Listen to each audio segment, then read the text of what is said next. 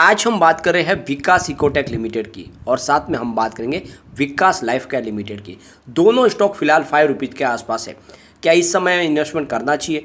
क्या वाकई में ये दोनों स्टॉक आने वाले समय में मल्टीबैगर बन सकते हैं या फिर इन स्टॉक से दूर हो जाना चाहिए?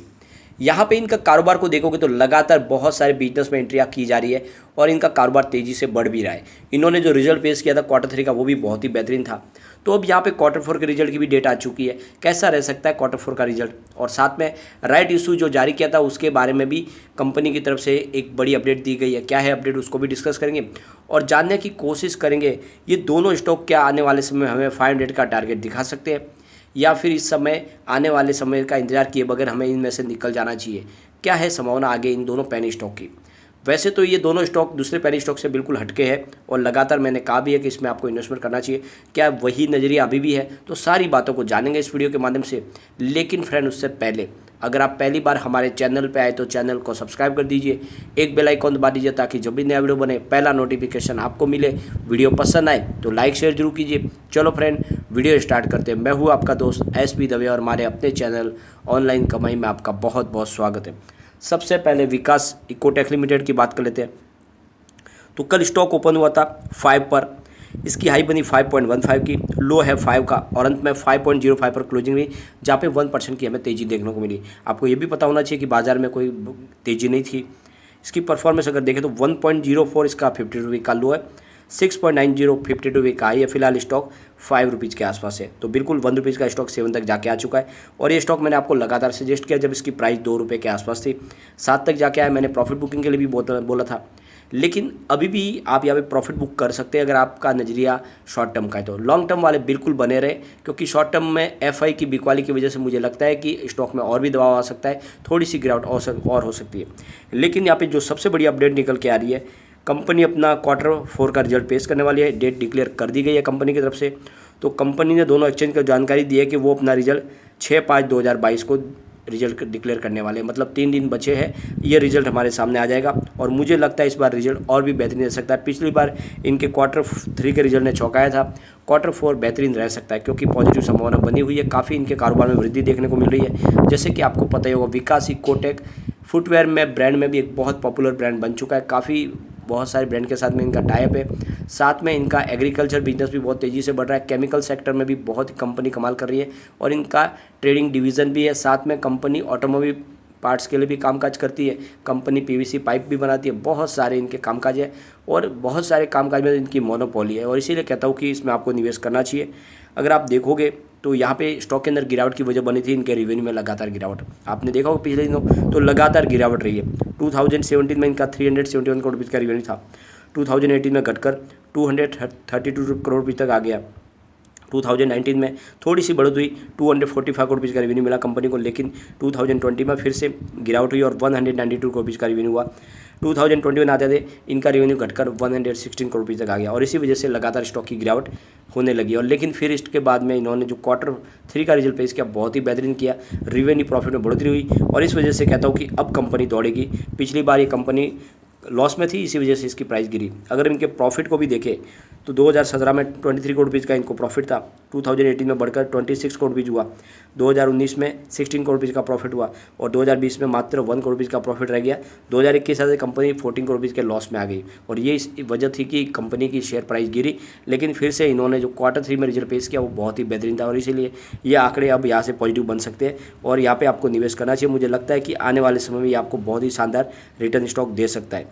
अब यहाँ पे फ्रेंड्स सबसे बड़ी बात निकल के आ रही है कि प्रमोटर की होल्डिंग, काफ़ी लोगों को चिंता होती है कि प्रमोटर अपनी होल्डिंग को काफ़ी कम कर लिया है, तो ये आंकड़े आपको देखने चाहिए। मार्च 2021 में प्रमोटर की होल्डिंग 9.42% थी, जून क्वार्टर में अनचेंज रही और सितंबर में प्रमोटर ने अपनी होल्डिंग बढ़ा के 15.60% कर लिया और दिसंबर में भी इनकी होल्डिंग अनचेंज यानी 15.60 रहेगी।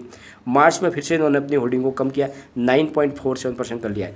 तो अगर आप दिसंबर से कंपेयर करोगे तो आपको होल्डिंग कम दिखाई देगी, लेकिन अगर आप पिछले मार्च से कंपेयर करोगे तो अभी भी होल्डिंग बढ़ी हुई है, तो कोई चिंता की बात नहीं है। कुछ शेयर जरूर इनके गिरवी हो गए, 0.04% की होल्डिंग इन्होंने गिरवी रखी है, परंतु ये कारोबार बढ़ाने के लिए लगातार अपने बिजनेस को बढ़ा रहे और इसी वजह से आपको आंकड़े में ऐसी संभावना दिख रही है। अब बात अगर FI की करें तो मार्च 2021 में 8.68% की बड़ी होल्डिंग थी, जून में घट के 0.3% रह गई, सितंबर में बढ़ के फिर से 3.32% हो गई और दिसंबर में मात्र 0.01% लगी, यानी एफआई ने लगभग होल्डिंग को घटा दिया था। लेकिन मार्च में फिर से एफआई लौट आई, 1.11% की होल्डिंग दी है, तो एफआई ने एंट्री कर ली है।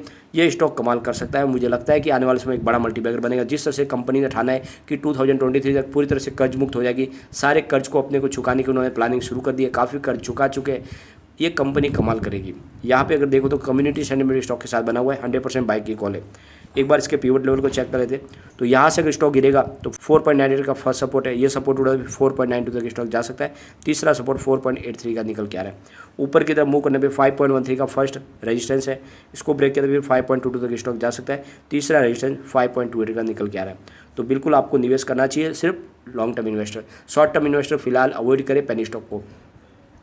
अब चलते हैं हम विकास लाइफ केयर लिमिटेड की तरफ। तो स्टॉक 5.30 पर है, जहाँ पे आप देखोगे तो 5.50 की हाई भी बनी और लो बना पाओ 5.20 का। फिलहाल 0.93% की हमें गिरावट देखने को मिली विकास लाइफ केयर में भी। तो यहाँ पे आप देखोगे तो ये भी काफ़ी मजबूत कंपनी है और एग्रीकल्चर कामकाज करने वाली कंपनी है, एग्रीकल्चर के प्रोडक्ट बनाती है। पीवीसी सेगमेंट में भी कामकाज है, कंपनी का केमिकल डिवीज़न भी है और ये स्टॉक बहुत मजबूत है। कंपनी की तरफ एक्सचेंज को एक बड़ी जानकारी दी गई है।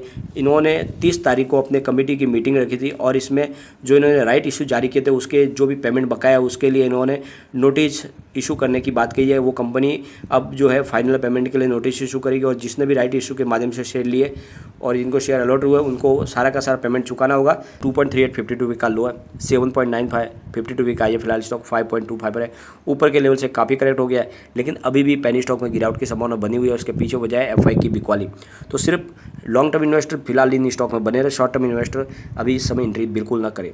यहाँ पे अगर देखें इसके रिवेन्यू को तो 2017 में 100 करोड़ रुपीज़ का रिवेन्यू था, 2018 में बढ़कर 195 करोड़ रुपीज़ हो गया, 2019 में 215 करोड़ रुपये तक रिवेन्यू पहुँच गया, 2020 में फिर कमी आई 156 करोड़ रुपीज़ का रिवेन्यू और 2021 में 74 करोड़ रुपीज़ का रिवेन्यू। तो आपने देखा होगा कि रिवेन्यू में लगातार कमी आई और इसी वजह से इसकी प्राइस भी कम हुई, लेकिन अब स्टॉक फिर से दौड़ सकता है। अब देखें इनके प्रॉफिट को, तो 2017 में बिल्कुल इनको प्रॉफिट नहीं हुआ था। 2018, 19 और 20 3 साल में आपको लगातार 1 करोड़ रुपीज़ का प्रॉफिट दिखाई देगा, लेकिन 2021 में इनको 3 करोड़ रुपीज़ का लॉस हो गया था और इसी वजह से इसकी प्राइस नीचे आई थी। लेकिन इन्होंने जो अभी रिजल्ट दिया था Q3 का वो बहुत ही बेहतरीन था और कंपनी को शानदार प्रॉफिट भी हुआ था। तो निवेश किया जा सकता है इस बार Q4 इससे भी बेहतरीन हो सकता है। अब इनके देखें प्रोमोटर की होल्डिंग, तो मार्च में प्रोमोटर की होल्डिंग 20.07% थी, जून में 20.09 हुई, लेकिन सितंबर में प्रमोटर अपनी होल्डिंग को उठा के 14.81% कर लिया। दिसंबर में अनचेंज रही, लेकिन मार्च में फिर से 15% हो गई है। तो आप पिछले मार्च से कंपेयर करोगे तो होल्डिंग घटी है, लेकिन दिसंबर से कंपेयर करोगे तो इन्होंने अपनी होल्डिंग को फिर से बढ़ा दिया, जो एक बहुत अच्छी बात है। अब यहाँ पे अगर एफआई की बात करें तो मार्च में 0.02% की होल्डिंग थी, लेकिन जून में इन्होंने 1.19% की बड़ी होल्डिंग कर ली। सितंबर में फिर से होल्डिंग घट के 0.02% हो गई, दिसंबर में घट के 0.01% हो गई, लेकिन मार्च में एफआई ने होल्डिंग को बढ़ा के फिर से 0.03% कर लिया है। तो एफआई ने फिर से अपनी होल्डिंग को लगातार बढ़ाना शुरू कर दिया है, जिससे एक बात तो समझ में आ रही है कि एफआई को इस स्टॉक पर भरोसा है, तो ये स्टॉक कमाल कर सकता है। यहाँ पे कम्युनिटी सेंटिमेंट भी 100% बाई की कॉल दे रहा है। एक बार इसके पिवट लेवल को भी चेक कर लेते हैं, तो यहाँ से अगर स्टॉक गिरेगा तो 5.13 का फर्स्ट सपोर्ट है, ये सपोर्ट टूटा तो 5.02 तक स्टॉक जा सकता है। तीसरा सपोर्ट 4.83 का है।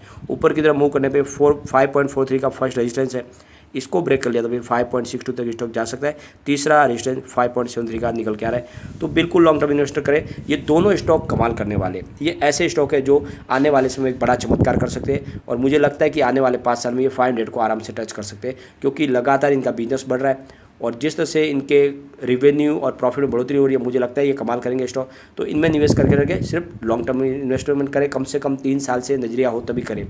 शॉर्ट टर्म इन्वेस्टर बिल्कुल भी इन्वेस्टमेंट ना करें। लेकिन फ्रेंड, कोई भी इन्वेस्टमेंट करने से पहले अपने फाइनेंशियल एडवाइजर से बारे में ले ले या अपना खुद का रिसर्च करें, क्योंकि मैंने वीडियो आपके एजुकेशनल पर्पज़ के लिए ही बनाया। वीडियो पसंद आए तो लाइक से जरूर कीजिए और चैनल को सब्सक्राइब कर दीजिए। Thank you friend.